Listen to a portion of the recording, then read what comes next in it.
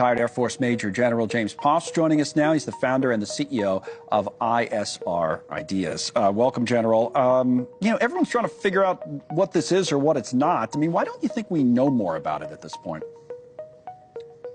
Well, I think it's because we haven't got the kind of sensors that we need to really figure out what's going on. I mean, right now, our plan seems to be rely on citizens with iPhones to detect these drones, and that's no way to do any type of counter UAS, counter drone defense.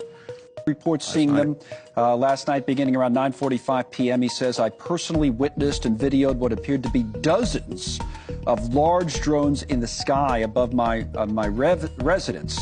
He's like 25 miles outside of D.C. there in Maryland, and I observed the activity, he said, for approximately 45 minutes. There is something to this, right? That's fair to say? You think that it's real, or...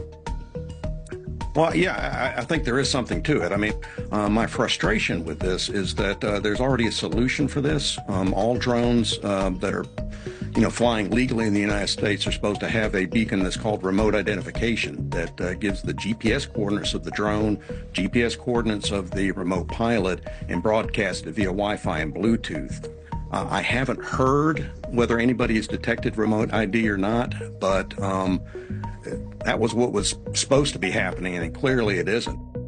Some pilots just saw something very similar, and this time there is audio of their conversation with an air traffic control tower. Take a listen.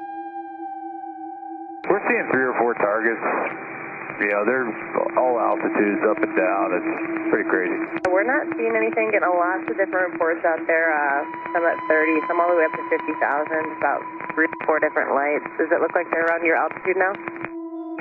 No, there's one way up high and one about my altitude. Moving in like a circle, like a corkscrew pattern. Just had another one show up about my 1 o'clock, about 1,000 feet high, zipping towards us and then back out towards the ocean. It's red in color, moving at extreme speeds. Roger. You are cleared to maneuver as necessary, left to right to avoid the UFO out there. One of his officers 2 nights ago saw 50 drones come in off the ocean right there.